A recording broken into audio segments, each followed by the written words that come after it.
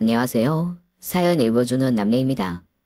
오늘도 와주셔서 감사드리며 오늘의 여성 사연자분 사연은 제가 소개해드리도록 하겠습니다. 그럼 오늘의 사연 시작하겠습니다. 안녕하세요. 오늘부터 같이 일하게 되어 무한 영광이에요. 그냥 모두들 편하게 나대리라고 불러주시면 돼요. 그렇다고 제가 막 나대고 그런 사람은 아니니까 부담돼 갖지 마시고요. 입이 귀에 걸린 것처럼 큰 남자, 목소리가 우렁찬 남자, 웃는 얼굴이 서글서글하고 처음 보는 사람들에게도 부침성 있게 착착 다가가는 남자. 남편을 처음 봤을 때 기억이에요. 바로 직전에 연애하던 사람이 진짜 말없이 무뚝뚝한 스타일이었거든요. 4년을 연애하면서 사랑한다는 말을 한 번도 못 들어보고 거기에 지쳐 제가 헤어지자 하니 그제야 그럼 결혼할까 라며 헛다리 짚던 사람이었어요. 헤어지자는 말에 결혼하자는 말로 응대하고 제가 난리를 치니 그제야 한숨과 함께 잘 살라는 말 한마디 남기고 떠난 사람에게 질릴 대로 질려서인지 서글한 남편 모습이 좋게 보이더라고요. 사실 연애라면 지긋지긋해서 당분간 취미생활이나 하며 혼자 지내려 했는데 남편이 훅 다가오기 시작했습니다. 처음 인사할 때부터 온 사무실에서 저만 보였다는 말을 하며 다가오니 매몰차게 쳐내기가 힘들더라고요. 결국 저희는 만난 지 3개월도 되지 않아 연애를 시작했고 남들은 다 알고 우리만 숨기느라 애쓰는 사내 연애를 2년 동안 했습니다. 그리고 결혼에 꼴이 냈어요. 뭐 자잘한 우여곡절이야 많았죠. 아들 바라기 시모 때문에 뒷목도 몇 번 잡고 술 좋아하는 남편 때문에 속도 몇 번 뒤집어졌지만 그게 다 사람 사는 거려니 하며 결혼을 진행했습니다. 저희 회사가 작기는 하지만 사장님 생각이 엄청 깨어있으신 분이거든요. 모든 삶의 중심은 나, 그리고 나와 너가 만드는 가정, 그게 저희 사장님의 모토예요. 매년 나라에서 해주는 건강검진이 있기는 하지만 결혼을 하면 함께 가정을 잘 꾸리라는 의미로 사장님이 사비를 지출 종합병원의 가장 비싼 1박 2일짜리 건강검진을 시켜주십니다. 그것도 부부 둘 다 해주세요. 저는 그렇게 비싼 건강검진이 있다는 걸 이 회사 들어오고 처음 알았거든요.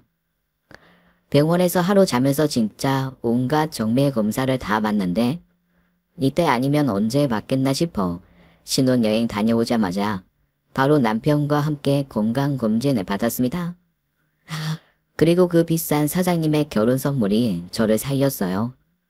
몸을 거의 쪼개서 보는 이런 검사 아니면 절대 발견할 수 없는 부위에 전이가 되지 않은 악성암이 자라고 있는 게 발견되었거든요. 오죽하면 의사 선생님이 실눈을 뜨고 검사 자료를 보면서 저한테 이렇게 말씀하실 정도였어요. 이 검사 회사에서 비용 내준 거죠? 회사에 진짜로 감사하셔야 해요.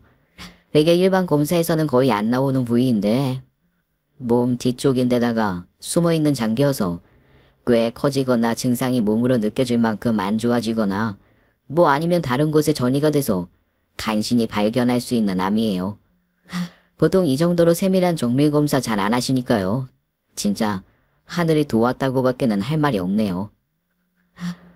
보통은 발전한 후에 수술을 하거나 다른 곳에 전이된 곳을 치료하다가 나중에 발견되어 뒤늦은 항암을 하는 것이 보통인데 제 경우는 워낙 초기라 수술 없이 약물만 써보자고 하시더라고요. 대신 절대적으로 안정이 필요하고 항암을 하고는 이틀 정도 꼭 입원을 해서 약물이 작용하는 그 과정을 추적 검사해야 한다고 해서 어쩔 수 없이 회사는 그만둘 수밖에 없었습니다. 마치 결혼식 축의금만 받고 비싼 결혼 선물 받고 치는 것 같아서 그것도 마음이 불편했는데 사장님이 이렇게 말씀해 주시더라고요.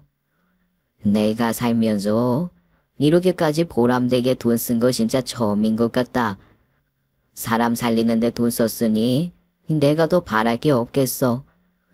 일단 건강 회복하고 너무 건강해져서 몸이 근질거리면 다시 연락해. 뭐 우리 회사에 최 과장 일할 자리 하나 없겠어. 그리고 일단 남아있는 연차 다 쓰고 병가에 휴직까지 해줄 테니까 네 의료보험이고 뭐고 고민하지 말고 건강만 챙겨.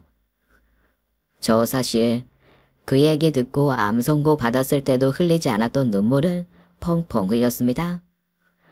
5년을 조석으로 보긴 했어도 남이잖아요.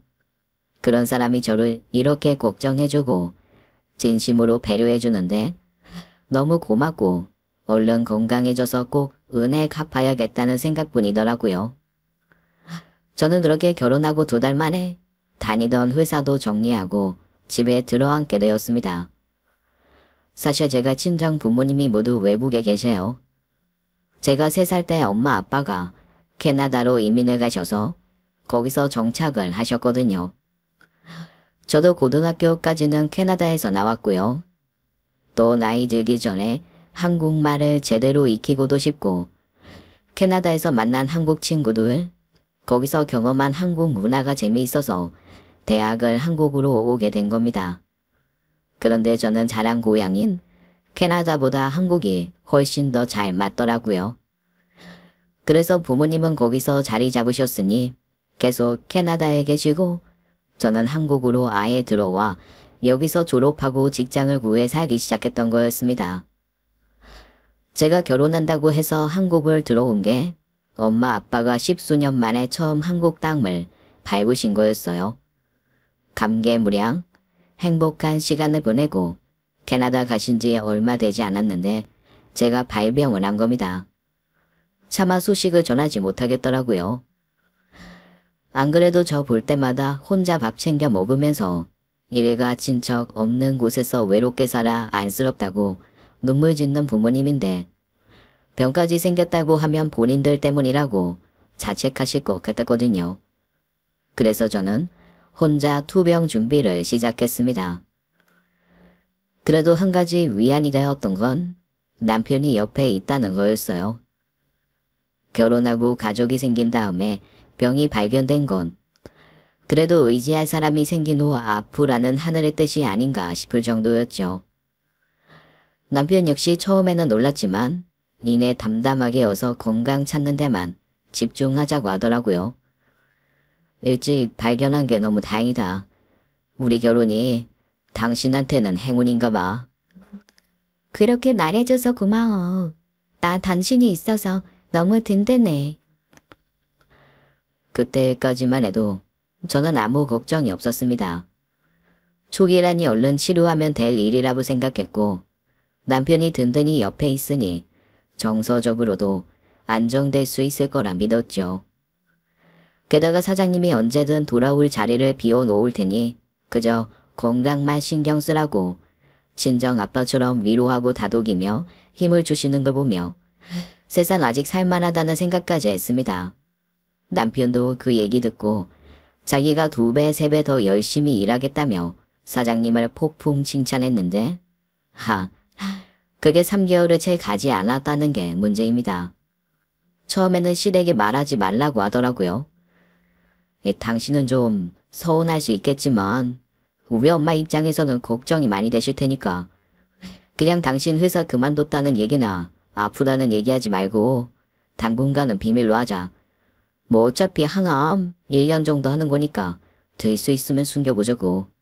그래, 나도 그게 더 나을 것 같아. 고마워, 내 생각해줘서. 그런 대화를 한 지 불과 3개월. 저를 끔찍하게 위했던 남편은 그 3개월 만에 저를 끔찍하게 생각하는 사람으로 완전히 변해버리고 말았습니다. 제가 회사를 그만두고 남편이 외벌이가 되자 일단 당장 수입이 반으로 줄고 저는 항암에 매진하느라 집안 살림을 거의 살피지 못했거든요. 처음에는 그래도 혼자일 때 아프지 않아 다행이다. 또 진행되고 발견 안 된 게 다행이다 하던 남편이 조금씩 얼굴이 어두워지며 제게 짜증내는 일이 잦아졌어요. 원래 항암이라는 게 그렇게 손가락 하나 꼼짝 안 하고 있어야 하는 거야? 아이 그럴 거면 차라리 집에 있지 말고 어딜 들어가든가. 여보, 그게 무슨 말이야? 내가 매일 송딱딱 안 하는 게 아니잖아. 항암 반응도가 세서 하고 오면 한 3일 힘들어서 누워있을 때 빼고는 그래도 집안일하고 다 하는데 왜 그래? 이게 집안일 하는 사람이 있는 집꼴이냐? 나 집밥 먹은 지가 언제인지 기억도 안 나. 그리고 항암 비용 원래 이렇게 비싼 거야? 아니 무슨 매달 소 한 마리까지 퍽퍽 들어가는데 월급쟁이로 어디 간병하겠냐? 야, 우리나라 암 환자가 그렇게 많다는데 다들 돈 없어서 어떻게 한다냐? 아니, 당신 진짜 왜 이래? 내가 아프고 싶어서 아픈 거야? 그리고 보험이란 내가 모았던 돈에서 일단 병원비 쓰고 있잖아. 진짜 아픈 것도 서러운데 왜 말을 그렇게 마음 아프게 해? 이게 밑 빠진 독에 물 붓기 같아서 그래. 너 모아둔 돈 그거 얼마나 된다고. 올 한 해 항암하고 네 몸에 좋은 거 사서 쓰면 날아가는데 우리 원래 그 돈 못해서 2년 안에 전세 탈출하기로 했던 거잖아. 지금 그 계획이 한도 끝도 없이 미뤄지고 내가 혼자 벌어서 계속 감당해야 하는데 솔직히 나 좀 막막하다. 남편의 말에 가슴이 칼로 에이듯 아팠습니다. 사실 회사에 남아있는 옛 동료들한테도 걱정스레 묻는 안부와 함께 회사에서의 남편 태도를 듣고 있긴 하거든요. 다들 머뭇거리면서 해주는 말이 거의 똑같더라고요. 남편이 저에 대해서 너무너무 불만을 많이 말한다는 거였어요. 언니, 솔직히 좀 민망할 정도야. 아픈 사람 수발드는 인생 벌써부터 세뇌될지 몰랐다고 암도 없는 거 아니냐고 하는데 나 진짜 내가 다 서럽더라. 오죽하면 사장님이 불러서 친정 아버지처럼 그러는 거 아니라고 한마디 하셨다고 하는데 그 말을 들으면서 진짜 얼마나 얼굴이 빨개지던지요. 내가 사람을 잘못 봤나 보다 라는 생각에서부터 아픈 게 원망스럽기도 하고 마음이 많이 복잡했습니다.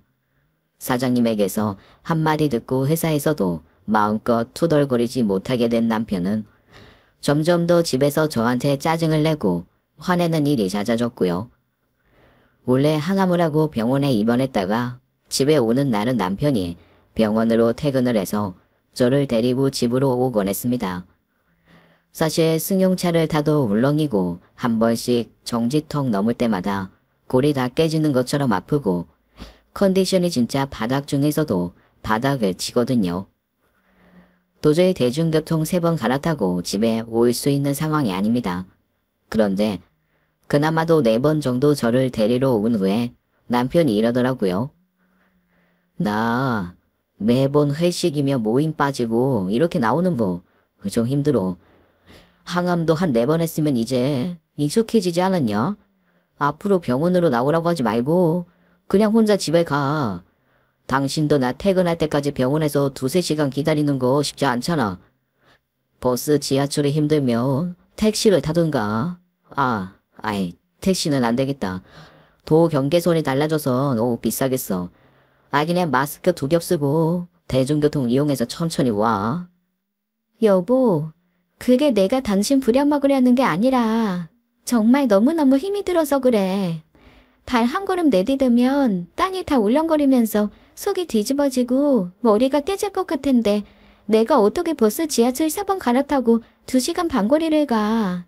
그건 진짜 너무 힘들어. 아니 그리고 내가 매일 오라는 것도 아니고 한 달에 한 번이잖아. 정 힘들면 내가 항암하고 태어나는 날에 주말로 잡을까?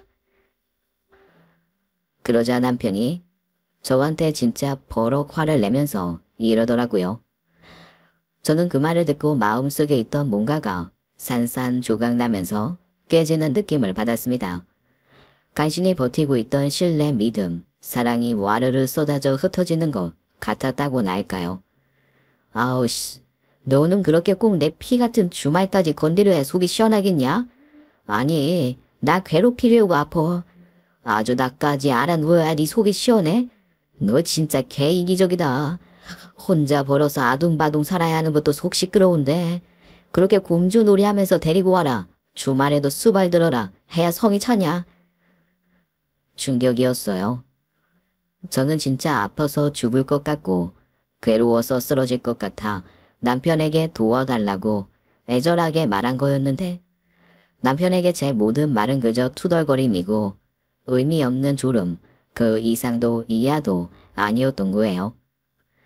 여자들이 군대 힘든 거 제대로 이해 못해서 남자들 억울하게 만드는 일이 있는 것처럼 혹시 이 사람도 제대로 몰라서 이러나 싶어 항암 반응에 대한 다양한 글을 보여주기도 했습니다. 나만 그런 게 아니라 다들 이렇게 힘들어한다 라는 걸 알면 저한테 유난이라고 구박하는 걸 좀 덜하지 않을까 싶어서요. 그런데 남편 반응은 정말 의외였습니다. 이런 걸 나한테 왜 보여줘? 왜? 이렇게 아프다고 지금 나한테 시위하는 거야. 원래 아픈 건 다 혼자만의 싸움이야. 네 싸움에 자꾸 나 끼어들게 하지 마. 나도 내 삶이 전쟁이라 힘들어요. 힘들어 죽겠다고. 그 말을 듣는 순간 저는 사실 남편에게 가지고 있던 기대의 대부분을 내려놓았습니다. 서운함이 극에 달하면 오히려 차분해지더라고요. 그래, 그냥 어서 내 몸 회복하는 데만 힘쓰자. 더 이상 다른 데 신경 쓰지 말자 결심을 했습니다. 그런데 참, 항상 뒤통수 치는 사건은 미뤄뒀던 숙제처럼 갑자기 덮치더라고요. 그날도 항암을 하고 와서 세상이 빙빙 도는 것 같아 집에 누워 있었습니다. 남편이 정말로 데리러 오지 않아 그나마 덜 흔들리는 지하철을 2번 갈았다고 근처까지 와서 도저히 힘들어 못 올 것 같아 20분 정도는 택시를 탔어요. 그래도 2시간 넘게 대중교통을 타며 시달려서인지 컨디션이 진짜 바닥이더라고요. 씻고 바로 누워 까부라졌습니다. 5분에 한 번씩 포약질이 올라와서 옆에 비닐 씌운 쓰레기통 하나 놓고 계속 웩웩거리고 있는데 전화벨이 울렸습니다. 시어머니였어요. 처음에는 받지 않았습니다. 웩웩거리면서 받을 수 없잖아요. 그런데 계속 전화가 끊기지 않고 4번 연속으로 오더라고요. 보통 이 시간이면 제가 회사에 있으니 급한 일이 있어 한두 번 하시는 거 외에는 이 시간에는 전화를 안 하시거든요. 그런데 연거푸 4번을 하시는 거 보니 이건 무슨 급한 일인가 보다 싶어 단신이 속을 다스리고 전화를 받았습니다. 여보세요? 어머님, 무슨 일이세요? 아이고, 너 그게 사실이야? 너 암 걸렸다며? 죽어간다며? 어머님, 죽기는 누가 죽어요? 어머님, 어떻게 하셨어요? 애비한테 들었다. 아니, 너는 사기 결혼도 아니고 그런 걸 숨기니? 숨길 게 따로 있지. 어머님, 저도 결혼하고 한 건강검진에서 알았어요. 전혀 몰랐고 워낙 숨어있는 곳에 생긴 거라 일찍 발견한 게 기적이라고. 아이고, 세상에 기막혀라. 아니, 요즘 세상에 외벌이도 땅을 치게 억울한데 저 젊은 애가 밥도 못 얻어먹고 병수발이 웬 말이냐. 너 병원 왔다 갔다 하는 거 애비한테 데리고 다니라고 강짜 부렸다며? 내가 진짜 기가 막히고 코가 막혀서 입으로 숨 쉬다가 가슴이 벌렁거려 전화했다. 어머님, 그게 아니고요. 제가 이게 약을 쓰면 좀 힘이 들어서. 누워서 약 맞고 집에 오면 또 며칠을 누워있는다면서?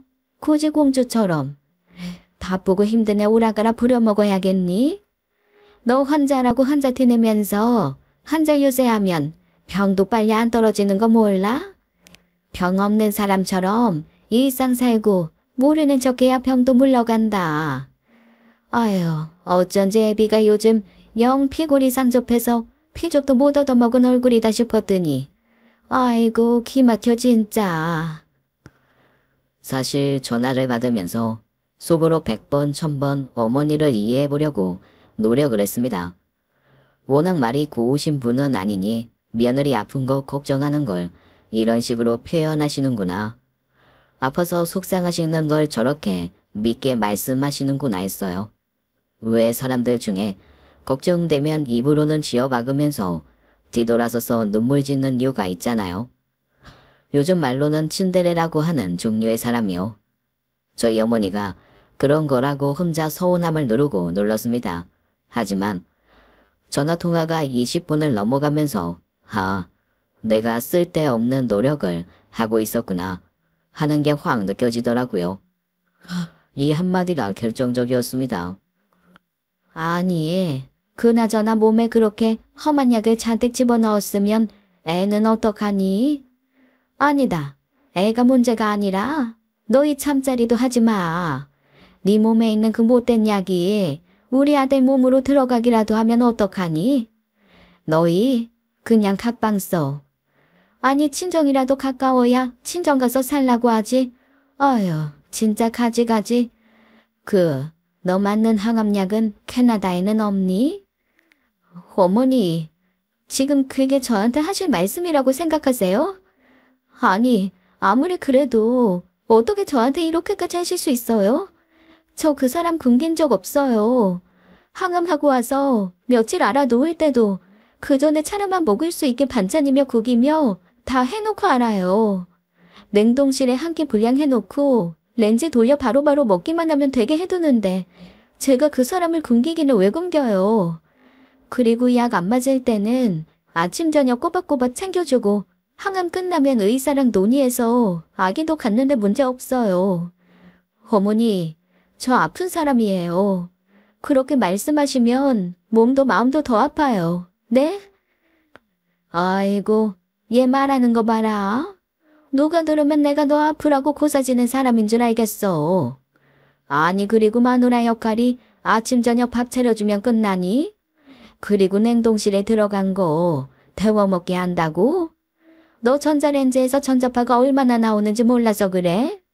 진짜 내가 참으려고 했는데 너 정말 어이가 없다.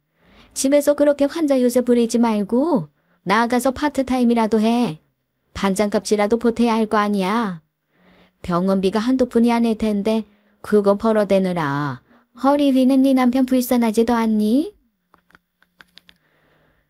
수화기를 들고 있던 손이 벌벌 떨렸습니다. 사람이 너무 기가 막히고 억울하면 눈물도 안 나는 모양이더라고요. 그 다음부터는 시어머니가 무슨 말씀을 하셨는지 도통 기억도 안 납니다. 그냥 내내 하다가 끊고 그날 저녁 남편을 잡았죠. 어머님한테 말하지 말자고 한 건 당신이잖아. 대체 뭘 어떻게 말했길래 어머님이 나한테 이러시는 거야?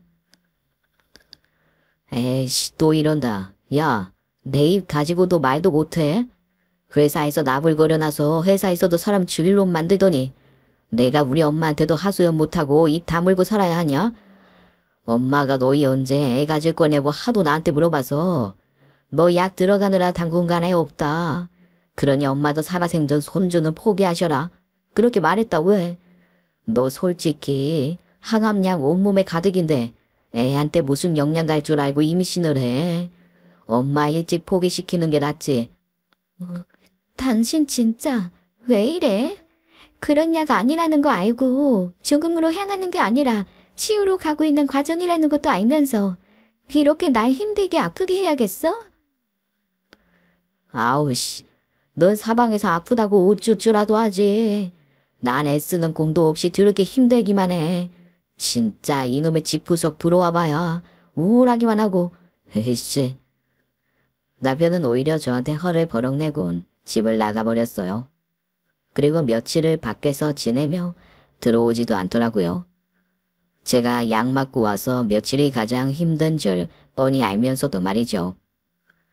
그 며칠 동안 저는 거의 잠도 못 자고 밥도 못 먹었습니다. 나중에는 노란 위액을 토할 때까지 몸이 바닥으로 흘러들어가서 결국 3일째 되는 날에는 119를 불러 응급실을 찾았어요. 수액을 맞고 있는데 병원에서 입원을 하루 이틀 하는 게 좋을 것 같다며 보호자를 요청하더라고요. 보호자를 부르라고 하는데 남편을 선뜻 호출하지 못하는 스스로를 보며 순간 제 마음에 한 가지 생각이 떠올랐습니다. 아, 이제 진짜 끝이구나. 마치 수업이 끝나면 종이 치는 것처럼 제 마음에도 종이 울리더라고요. 결국 저는 망설이다 퇴사한 회사 사장님께 연락을 드렸습니다. 너무 감사하게도 사모님과 함께 슬리퍼 꽤 신고 허벅지겁 달려와 주시더라고요. 제가 처음에 그 회사에 들어가게 된 것도 사모님 영어 과외 해드리다 연이 닿아서 사실 사장님보다 사모님과 훨씬 더 가깝게 지내거든요. 그동안 사모님 걱정하실까봐 저 아픈 것도 사장님만 알고 계시고 사모님은 처음 알게 되신 거죠. 얼마나 놀라셨는지 어르신이 청심환까지 챙겨 드시고 달려오셨더라고요. 아니, 남편이랑 연락 안 됐어? 나 과장은 어쩌고? 아니 나 과장 어제부터 휴가인데 같이 있었던 거 아니야? 그게, 사장님, 진짜 죄송해요. 이게 너무 어이없는 상황이긴 한데, 제가 정말 사장님이랑 사모님밖에 지금 의지할 분이 없어서요. 사실은, 저는 병원 로비 의자에 앉아서 그동안의 일을 차근히 말씀드렸습니다. 남편이 어떻게 말하고 행동했는지, 시어머니가 어떻게 했는지, 그리고 왜 지금 이렇게 혼자 있는지 다 말씀드렸죠. 제가 자초지종을 말하는 2시간여 동안 사장님은 3번을 벌떡 일어나 밖에 나가 담배를 피우고 들어오셨고, 사장님이 담배 피우는 걸 세상에서 제일 싫어하시는 사모님은 그걸 차마 말리지도 못하고 가슴만 쾅쾅 치며 계속 한 말씀만 하시더라고요. 아이고, 죽일 놈. 아이고, 호랑이가 물어갈 놈. 아이고, 버티고 계서 자빠져 저 세상 갈 놈. 그런데 참 이상하죠. 죽을 것 같이 힘들었거든요. 그런데 그 2분이 자기 일처럼, 자기 딸 일처럼 가슴 치며 대신 욕을 해주시니까 눈물 흘리던 끝에 비씩 웃음이 나면서 마음이 편해지더라고요. 웃어? 지금 웃음이 나와? 아이고, 사람이 곰처럼 인내심이 강해도 유분수지. 이건 아닌 거야. 이건 진짜 아닌 거라고. 일단 캐나다 계신 부모님께 말씀드려. 그리고 내가 그 호랭이가 물어갈 시어미가 한 말 다 쓰레기라 갖다 버리고 싶은데 딱 하나. 집에만 있으면 병도 들어앉는다는 거 그거 하나는 맞는 말이라고 봐. 나 운영하는 베이커리 알지? 내일부터 거기서 3시간만 나랑 놀아. 그냥 나와 무조건. 베이커리요? 제가요? 저희가 아까 병원 오면서 그러더라. 자기 울렁거리고 물도 못 삼킬 때도 우리 집 벌꿀 카스테라는 넘어간다고 했다며. 그거 좀 몇 개 빼놓으라고 매장에 전화하더라고. 와서 그거라도 집어먹으면서 기분 전환해. 내가 반죽해라 구워라 안 시킬 테니까 나랑 그냥 수다나 떨다 집에 가. 일당은 줄게. 그 얘기를 듣는데 눈물이 또 펑펑 흘렀습니다. 사모님은 제게 완치되면 다니던 회사로 돌아가더라도 일단 아픈 동안에는 뭔가 몸에 무리 가지 않는 선에서 이 일을 하라고 하시더라고요. 그러면서 제 마음에 묵직하게 내려앉는 말씀을 해주셨습니다. 누구 위해 사는 인생 아니잖아. 나 위해 내가 사는 거지. 난 결혼하고 한 번도 저희를 위해서 밥한 적이 없어. 내가 맛있게 먹으려고 하고 그참에 내가 사랑하는 사람이니 같이 먹이자 싶은 마음으로 밥도 하고 반찬도 했어. 그렇게 사니까 지금껏 억울할 게 없어. 자기도 억울하게 살지 마.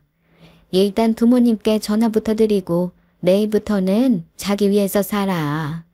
아니 오늘 이 순간부터 그렇게 살아.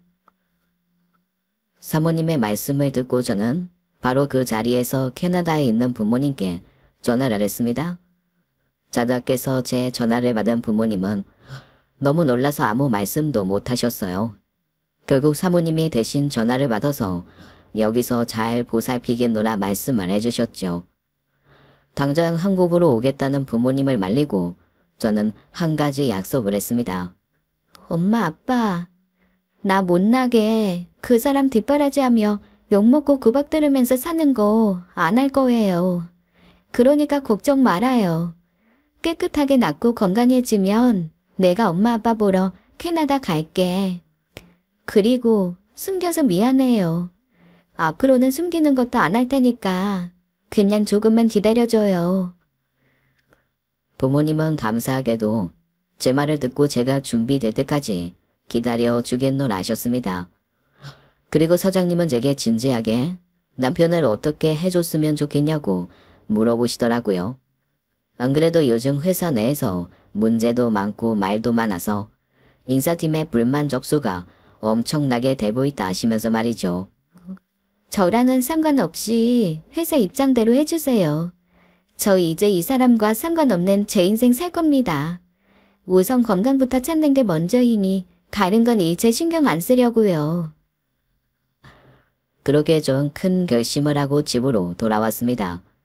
제 앞에 무슨 일이 벌어질지는 사실 그때까지만 해도 전혀 몰랐어요. 그저 계속 저한테 못된 말하는 시어머니와 틱틱거리는 남편 정도가 전부일 줄 알았고 그 정도는 웃으면서 넘길 수 있다 생각했죠. 하지만 인생이라는 게 생각만큼 녹록치는 않더라고요. 제가 하나의 고비를 넘길 만큼 단단해지니 그 단단함으로는 넘을 수 없는 또 다른 고비가 찾아오더라고요. 바로 남편이 퇴직을 한 거예요. 회사에서 내도록 욕을 먹더니 결국 작은 문제로 큰 사고를 치고 쫓겨난 거죠. 회사에 끼친 손해를 물어내지 않는 것만으로도 큰 은혜일 정도로 대대적인 사고를 치고 수습할 생각도 없이 일주일을 잠적해 있었던 거 있죠. 진짜 사장님이 저 생각해서 그냥 넘어가 주신 거지 빼도 박도 못하고 물어내고 처벌받고 운 나쁘면 감옥까지 가고 해야 할 만큼 큰 사고였습니다. 그나마 저한테 다행인 건 그 사고 이후 남편과 시어머니가 살짝 기가 죽었다는 거예요. 사장님이 저 생각해서 처벌 않는 거라고 아주 대대적으로 소문을 내서 퇴직 후 한두 달은 저한테 설설 기는 척이라도 하더라고요. 마냥저냥 놀 수는 없으니 연봉 낮춰 다른 회사에 취직을 한 후에는 더 집에 잘 안 들어오게 되었습니다. 옮긴 직장이 시댁과 더 가까워서 거기서 잔다고 하는 날이 잦아졌고 저 역시 남편이 없는 생활이 더 편해진 시기라 그러거나 말거나 신경도 쓰지 않고 제 삶에 집중을 했죠. 그즈음 사모님의 권유로 취미처럼 시작한 제과제빵에 완전히 심취해서 자격증 준비도 하고 있었거든요. 그렇게 몇 달의 시간이 지난 후 저는 5월 27일이라는 숫자를 잊지 못하게 되었습니다. 그날 제 손에는 2개의 합격증이 쥐어졌거든요. 바로 암 완치 판정서 그리고 제가 제빵사 합격 증서였습니다. 얼마나 울었는지 몰라요. 향후 5년은 산정 특례자로 추이를 지켜봐야지만 일단 현재로서는 온몸에 암세포 하나 없이 깨끗하다는 말을 들은 거니까요. 게다가 운전면허 말고는 자격증 하나 없었는데 공인된 자격증까지 하나 손에 넣고 나니 세상 행복하고 뿌듯하더라고요. 그리고 바로 저는 전에 다니던 회사로 복귀를 했습니다. 다행히도 제가 다닐 시절에 직원은 거의 없고 새로운 직원들이 더 많은 상황이었고 저와 남편의 관계를 아는 사람은 부장님 1분, 사장님과 이사님 1분 정도였어요. 게다가 다들 남편을 엄청 싫어하시는 분들이었고요. 마음 편하게 과장 직급을 달고 경력 사원으로 재입사를 할 수 있었습니다. 그리고 주말에는 사모님 베이커리에서 케이크 장식 아르바이트를 했어요. 빵을 굽고 만드는 게 아니라 크림과 앙금으로 장식만 하면 되는 거여서 몸도 고되지 않고 아르바이트 비용도 꽤 쏠쏠했거든요. 남편과는 한 집에 살아도 거의 볼 일이 없을 정도로 소원해졌죠. 오히려 제가 일을 시작하니까 남편이 슬금슬금 집에 들어오기 시작하더라고요. 이제 아픈 사람도 아니고 돈도 자기보다 많이 버니 아쉬워진 거죠. 그러거나 말거나 신경도 안 쓰고 있는데 어느 날 남편이 아주 대참 미끼를 하나 던졌습니다. 술이 머리 꼭대기까지 취해서 비틀거리며 들어와서는 글쎄 저를 안고 사랑한다고 하는 거예요. 이 인간이 미쳤나? 뭔 헛소리를 하는 건가 하는 그 순간 저는 너무 어이가 없어 웃음을 터뜨리고 말았습니다. 사랑의 미수가 우리 다 잊고 새 출발하자. 나 너만 있으면 돼. 내 사랑, 선우미수. 제가 웃음을 터뜨린 이유는 하나였어요. 남편이 말한 그 이름, 제 이름이 아니었거든요. 제 이름이 아니었던 것, 그 이상이었죠. 바로 제가 아는 사람이었으니까요. 제가 캐나다에서 한국으로 들어온 게 고등학교 2학년 때였습니다. 엄마 아빠는 굳이 고등학교를 왜 한국으로 가냐고 그냥 캐나다에서 대학을 다니다가 교환학생이나 가라고 하셨는데 제가 무겼거든요. 당시 드라마에서 보던 고등학교 생활에 대한 로망이 커서 그걸 꼭 경험을 해보고 싶은 마음에 굳이 그 시기에 한국으로 들어와 고1로 한 학년 낮춰 들어갔습니다. 미숙이는 그때 만난 친구였어요. 처음에는 그냥 한반 친구였고 오히려 제가 미숙이의 안중에도 없는 평범한 아이였습니다. 그런데 어쩌다가 제가 캐나다에서 살고 온 게 알려졌고 어느 날 영어 선생님이 원어민 발음으로 한번 멋진 시 한 구절 들어보자고 하셔서 쭈뼛거리며 영어 시를 읽은 적이 있거든요. 그때부터 저를 대하는 친구들의 태도가 달라지더라고요. 팝송 가져와서 해석해달라는 친구, 인터넷에서 알게 된 해외 친구에게 대신 편지 좀 써달라는 친구, 자기 영어 좀 알려달라는 친구 등등 다가오는 이유도 다양했습니다. 그리고 그중 가장 특이한 요청을 하며 다가왔던 게 바로 미숙이었습니다. 나 외국에서 옷을 좀 사고 싶은데 너 달러 좀 있어?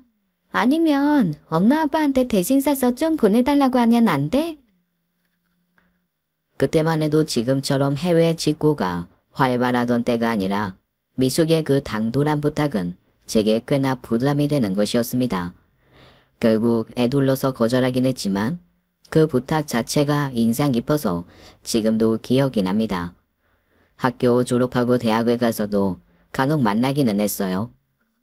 주로 그 아이가 뭔가 필요해서 저를 찾는다는 게 더 맞는 말이었지만 그래도 결혼식도 오고 제가 아프다고 했을 때 집으로 케이크 한번 사들고 온 적도 있었죠. 사실 그때는 좀 황당하기는 했어요. 요즘 거의 먹지 않는 핑크색, 초록색 설탕꽃이 얹힌 꾸덕한 버터크림 케이크를 어디서 구해왔는지 들고 왔더라고요. 차라리 집 앞 제과점에서 식빵이라도 사왔으면 먹기라도 잘 먹었을 텐데 암 환자한테 오면서 딱딱한 시트에 느끼한 버터크림 옛날 케이크는 저도 좀 어이가 없었습니다. 여튼 그래도 친구 집 왔다고 거하게 시켜 먹고 후식으로 과일까지 싹 먹어치우고 간 이후로는 치료 잘 받냐, 몸 괜찮냐, 문자 한 번 없던 친구였어요. 아마 제 남편이랑 놀아나느라 그랬던 모양이에요. 저는 다음날 남편을 붙들고 따져 물었습니다. 그랬더니 이 인간 변명을 하는 노력조차 할 생각이 없더라고요. 야, 솔직히 결혼하고 네가 내 아내로 살기로 했냐? 두병인가 간병인 사이였지. 우리가 솔직히 부부는 아니었잖아. 나 진짜 많이 힘들었고 내 마음 위로가 돼준 건 미숙 씨뿐이었어. 그러니까 지금 바람 피웠다는 걸 아주 단단하게 말하는 거네. 인정하는 거고 바로잡을 생각도 그럴 노력을 할 마음도 없고. 너 이걸로 트집 잡아서 위자료 어쩌고 할 생각 꿈에도 하지 마. 내가 술 먹고 말한 건 실수고 지금 우리가 하는 대화도 증거가 없고 이렇게 된 마당에 너한테 증거 들킬 일 안 만들 거거든. 그리고 따지고 보면 위자료도 내가 받아야지. 형든 몸 숨기고 시집와서 나를 종처럼 부르는데 내가 그것 때문에 심심히 피폐해서 회사에서 실수하고 잘리기까지 했는데 사실 그거 다 너 때문이었거든. 내가 피해 보상 요청해도 넌 할 말이 없어. 너 바보니? 아니면 진짜 그렇게 생각해서 단단하게 말하는 거야? 아니, 지능이 낮으면 양심이라도 있어야 사람 아니야? 진짜 어이가 없네. 그래, 오늘 한번 하고 싶은 말 있으면 해봐. 네가 뭘 하고 싶든지 그러나 보자. 이혼해. 그리고 네가 나가. 집은 시세대로 반으로 나누고 살림은 두고 나가. 집 시세 떨어져서 뭐 재산 가치도 예전 같지 않고. 무슨 개소리야. 이거 전세인데. 전세 8천 중에 내가 5천, 당신이 3천 넣었어. 통장에 기록 다 있고 살림살이 하면서 내가 1,500 썼거든? 감가상각비 따지고 중고시세 따지면 오히려 당신이 한 2천 받고 나가는 게 맞는 거 아니야? 제 말에 남편이 펄펄 뛰기 시작했습니다. 그러면서 진짜 별 사람 같지도 않은 소리를 찌꺼려 대더라고요. 제가 알아 누워 있는 동안 가게를 책임지고 병원비를 대고 어쩌고 하길래 정리해둔 영수증과 엑셀 파일을 보여주며 반박했습니다. 반박하면서 보니 더 기막히더라고요. 진짜 이 인간 제 투병에 단 1원도 도움이 안 되었더라고요. 구체적으로 증거를 들이매며 따졌더니 본인도 할 말이 없는지 입을 꼭 다물길래 제가 마지막 최후 통첩을 했습니다. 혼인 파탄 사유도 당신한테 있어. 내가 이 자료 요구까지는 안 할 테니까 2천 받고 조용히 나가. 이 집은 내가 정리해서 이사를 가던 말던 할 거고 사임도 내가 처분하던 말던 할 테니까. 사실 들어줄 리 없다고 생각하며 지른 최후 통첩이었는데 허라 이 인간이 고분고분 받아들이더라고요. 그제야 이 뒤에 뭔가 있구나. 이혼이 급한 놈이구나 하는 생각이 들었습니다. 그러거나 말거나 저는 이혼만 빠르게 되면 한 돈 1,000만 원 더 얹어줄 마음이 있을 정도로 그냥 빨리 자유로워지고 싶었거든요. 지가 급해서 서두르니 고마울 뿐이었죠. 그렇게 저희는 이혼을 하게 되었습니다. 중간에 시어머니가 한번 전화해서 난리를 치길래 조용히 한마디 했더니 이후로는 일절 전화도 안 오더라고요. 어머니, 지금 이러시는 거 제가 녹음 중인데 이걸로 저 그냥 합의 아니고 소송 이혼 갑니다. 그러면 아마 이자를 옹탄지게 주셔야 할 것 같은데 괜찮으시겠어요? 자기 아들이 위자료까지 주고 이혼할까봐 입 다문 시어머니와 똥출타게 이혼이 급한 남편 덕에 저는 한 달 반 만에 모든 과정을 마무리할 수 있었습니다. 그리고 이혼 후 저는 회사에 일주일간의 휴가를 냈습니다. 왜 또? 혹시 몸이 또 아파? 사장님, 저 어제 이혼 확정돼서 오늘부터 완전한 싱글이에요. 여름 휴가 대신 휴가 좀 다녀오려고요. 이혼? 그 큰 일을 혼자 또 감당한 거야? 아니 왜? 그놈이 아픈 건 아는데도 구박하고 그랬어? 아니요. 제 고등학교 동창이랑 바람났어요. 그 여자랑 살고 싶어서 똥줄 타는 모양이더라고요. 그래서 보내줬어요. 진짜 가지가지 골고루 하는구나. 괜찮아? 완전 괜찮죠. 일찍 이혼하고 싶어서 돈도 조금 받고 도망다들 튀었는데 저야 고맙죠. 일주일 쉬면서 집도 내놓고 살림도 싹 팔아서 정리하고 회사 근처 오피스텔로 이사하려고요.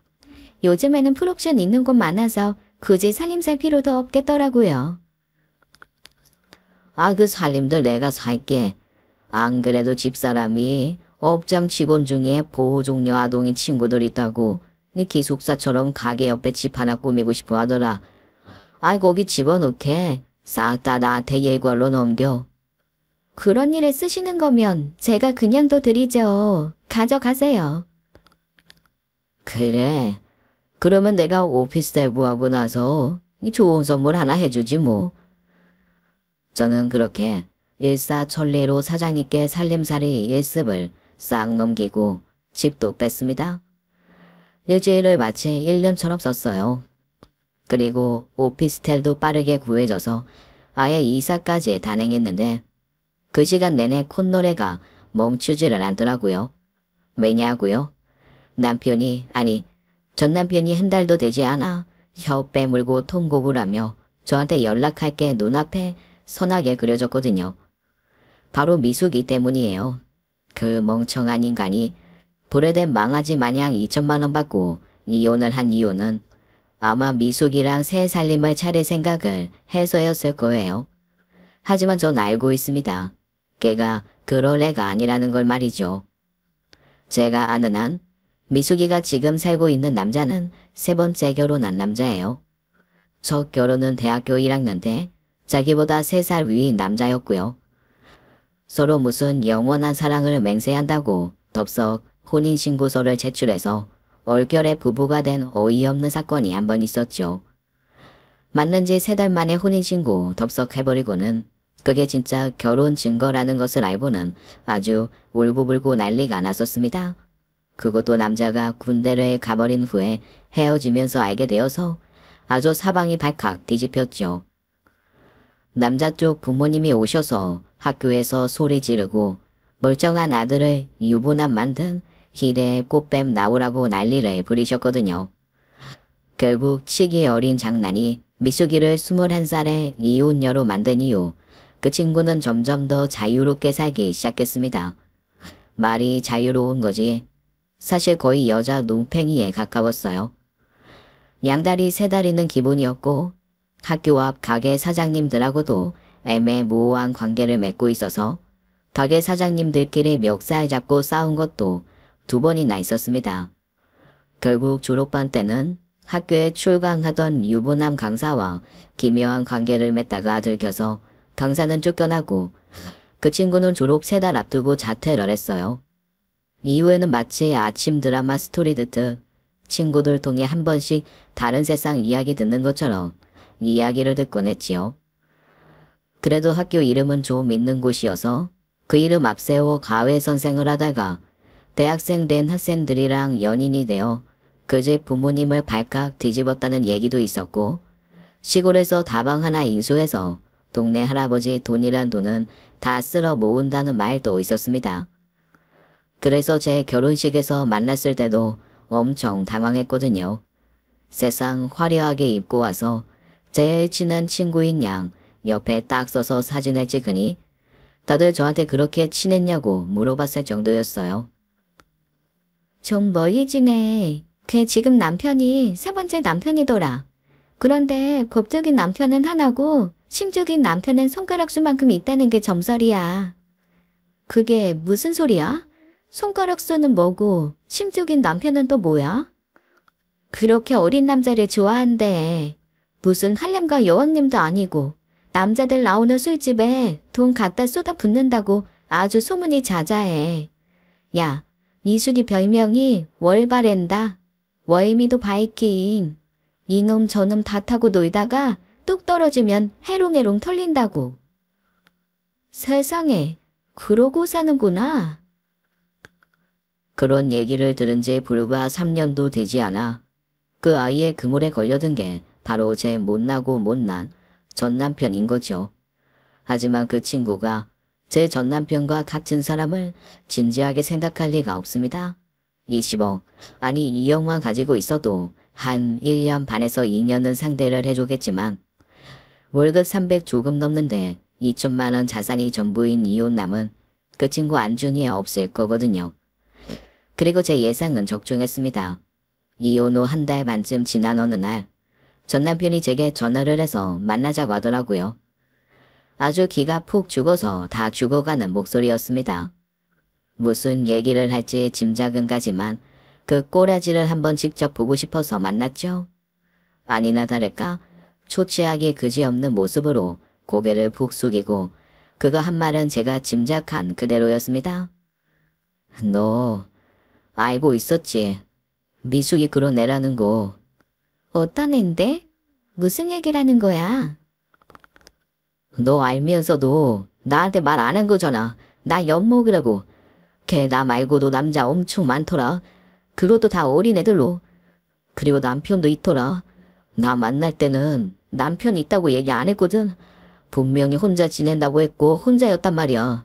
그런데 내가 이혼했다고 이제 같이 있을 수 있다고 했더니 시간을 갖자고 하더라. 그러더니 이제는. 잠깐만. 그런데 내가 왜 당신한테 그런 얘기를 듣고 있어야 돼? 우리 아무 사이도 아니잖아. 그리고 전 남편이 이혼의 사유가 되었던 여자한테 까여서 오도 가도 못하게 된 얘기를 왜 내가 듣고 있어야 하는데? 어떻게 보면 난 당신이랑 걔 사이에 긁고 튀었던 사랑의 희생자 아니야? 듣다 보니까 웃기네. 나한테 이 얘기 왜 하는 건데? 내가 잘못했다고. 뭐를 해? 사실 이것까지는 예상하지 못한 얘기였어요.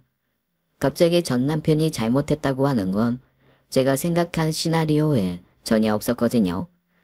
기껏해야 미숙이에게 버림받은 분노를 저에게 우악우악거리며 쏟아낼 줄이나 알았지. 갑자기 사과라니 오히려 더 어이가 없더라고요. 저기 우리 다시 시작하자. 내가 잠깐 눈이 돌아서 정신을 놨어. 원래 팽이도 한번 돌았다가 다시 실 감으면 제자리로 돌아오잖아. 아니 나도 그렇다고 생각해줘. 당신 아플 때 내가 세심하게 챙기지 못한 거 미운 소리 한 거 다 미안해. 그런데 그때는 나도 너무 당황스럽고 아내를 이래지도 모른다는 충격에 제대로 처신을 못한 것 같아. 한 번만 용서해줘.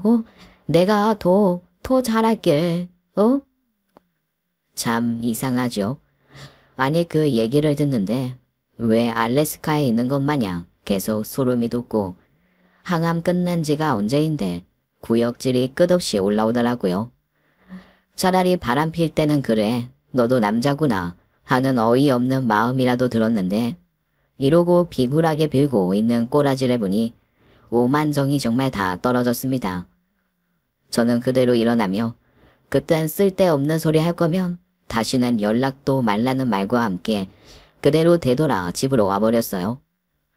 집에 와서도 너무 찜찜하고 기분이 안 좋아서 암 발병 이후 한 모금도 먹지 않았던 맥주를 2캔이나 먹고 잠을 청했다니까요.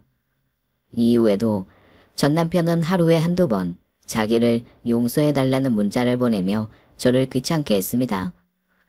전 시어머니도 자애로운 척 연락을 하셨길래 그 두 사람 다 한 번만 더 연락하면 스토커로 고소할 거라고 일가를 하고 차단을 해버렸어요. 아우 진짜 지긋지긋하다는 생각밖에는 안 들더라고요. 그렇게 또 몇 주가 지났습니다. 연락을 차단해서 직접적으로 전화가 오거나 문자가 오거나 하지는 않았지만 여전히 마음 한 구석이 찜찜해서 기분이 썩 좋지는 않은 나날이었죠. 그런데 어느 날 사장님의 슬그머니 저를 부르시더라고요. 저기 오늘 퇴근은 뒷문으로 하던가 아니면 이따가 지하 주차장 통해서 내 차로 같이 나가. 네? 왜요? 나 과장이 밖에 서 있어. 그런데 몰골이 말이 아니야. 이 눈탱이가 밤탱이에 입술은 찢어지고 볼은 부어있고 뭔가 험한 꼴 당해서 복수하러 온 거면 어떡하나 싶어서. 그럴 일은 없어요. 그리고 이사는 짓 하면 바로 신고해버리죠 뭐. 제가 계속 피하면 아마 더 진산짓 할 거예요. 이배로 마주하는 게 나아요. 저는 사장님의 말을 듣고 나름 만반의 준비를 하고 퇴근을 했어요. 나가기 전에 경비 아저씨께도 사정을 말씀드리고 주시하셨다가 뭔가 위험할 것 같으면 도와달라고 부탁을 드렸어요. 워낙 저를 오래 보셨고 전 남편 인성도 익히 아는 분이라 알겠노라 비장하게 고개를 끄덕이시더라고요. 뭐야? 여기 왜 서 있어? 자기야, 나 좀 살려줘. 나 좀 다시 받아주라. 내가 왜 네 자기야? 소름 끼치니까 그렇게 부르지 마. 그나저나 얼굴 보니까 니숙이 남편이랑 만난 모양이네. 너 알고 있었어? 걔 남편이 뭐하는 사람인지. 당연하지. 그래도 그 오라버니 나이 들어 많이 유해지셨네. 어디 한 군데는 꼭 부러뜨리시더니 아직 목발 짚고 기부 싸고 그런 데는 없나 봐. 제 말에 전 남편은 거의 울 듯한 얼굴이 되더라고요. 속으로 얼마나 고소했는지 모릅니다. 제가 동창들한테 들은 게 있거든요. 바로 미숙이의 3번째 남편에 대한 얘기였어요. 지방에서 굴삭기 기사를 오래 하면서 건설 쪽 노동판에서 꽤 잔뼈가 굵은 사람이래요. 그러던 어느 날 공사장에 시차를 온 그 동네 조폭 위로 떨어지는 공사자재를 몸으로 막아내면서 이리야 그 조폭의 오른팔로 부상을 한 거죠. 워낙 몸도 좋고 힘도 세고 독심도 있고 한성질하던 사람이 주먹색의 오른팔로 들어가니 어땠겠어요. 아주 날아다녔겠죠. 지금은 그 조폭이 관여하고 있는 룸사롱 체인 3개를 돌리며 나름 조용히 산다고 하는데 얼마 전부터 자기 아내가 놀아제끼고 있는 사내 놈들 찾아서 하나하나 손 봐주고 있다는 소문을 들었거든요. 아, 이 인간도 조만간 당하겠구나 하던 차였는데 아니나 다를까 얼굴 보니 아주 대차게 후드려 맞은 게 뻔해 보였습니다. 저기, 당신이 나 안 받아주면 그 사람 의심해서 내가 벗어날 길이 없어. 아니, 실제로 안 받아줘도 되니까 그냥 그 사람한테 나랑 당신이랑 다시 산다. 당신이 나를 제대로 감시하겠다. 이런 얘기라도 좀 해주면 안 돼? 나 노이로제 걸려서 죽을 것 같아. 저녁에 7시만 되면 찾아와서 샌드백처럼 가이기고 가. 자기 마누라랑 489일 만났으니까 489일 동안 매일 때릴 거래. 그런데 나 지금 3일 맞았는데 귀도 멍하고 눈도 가물거려. 나 진짜 죽어. 나 좀 살려줘. 어? 내가 당신 구박 견디면서 혼자 투병한 게 1439일이야. 일단 1439일 지나면 그때 한번 고려는 해볼게.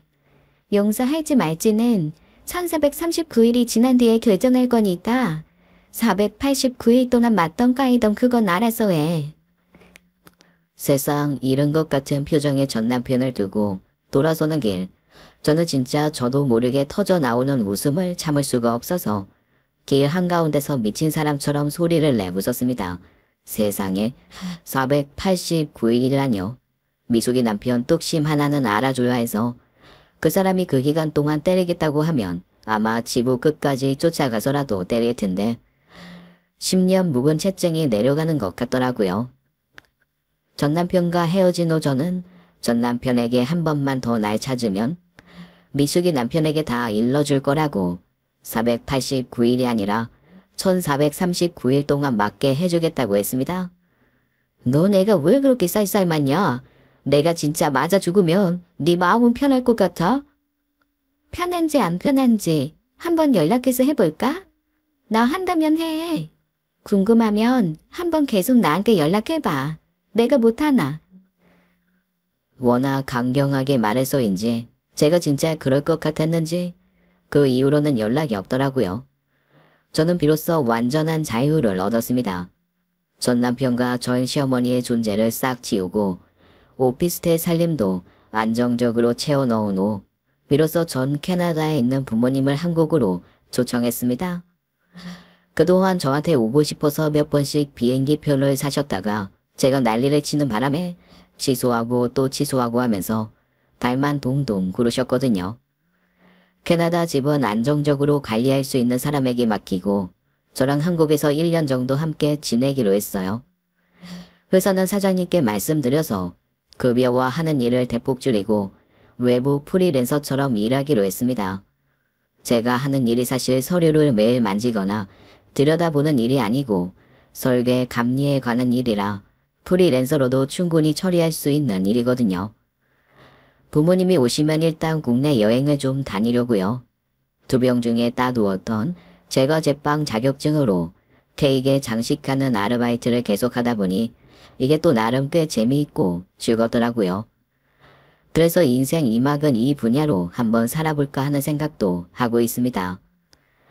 부모님을 모시고 전국 맛있는 케이크집 돌아다니며 한번 다 먹어보고 살펴볼 계획도 짜고 있어요. 사실 나이가 아주 많은 것은 아니다 보니 주변에서 좋은 남자 다시 만나서 연애하고 가정을 꾸리라고 하는 사람들이 있기는 합니다. 특히 사모님이 저한테 만날 아까워 죽겠다고 당신한테 아들이 있었으면 당장이라도 보쌈해서 데리고 올 거라는 고마운 말씀을 해주곤 하세요. 하지만 전 지금으로서는 남자는 전혀 만나고 싶은 생각이 없습니다. 아주 진상의 끝을 본 느낌이라 조금도 염이 생기지 않아요. 차라리 그동안 소홀했던 저와 제 가족을 좀 더 돌보며 살아보려 합니다. 그 첫 시작이 부모님을 한국으로 초청하는 거고 두 번째는 건강을 위해 운동과 식단을 철저히 계획 짜서 실행하려는 거예요. 그래서 얼마 전부터 새벽에 수영과 필라테스도 시작했어요.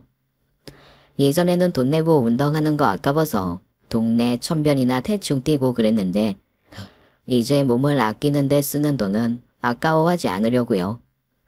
앞으로 제게 남은 삶은 철저하게 저를 위해서 살려고 합니다. 더 이상 그 누구에게도 휘둘리지 않고 다른 누군가를 돌보며 참고 사는 거 하지 말아야겠다는 게 이 모든 병과 사건을 겪은 제가 뼈저리게 깨달은 거거든요. 내 인생은 나를 위해 존재하는 내 것이니까요. 지금까지 사연 읽어주는 남녀였습니다.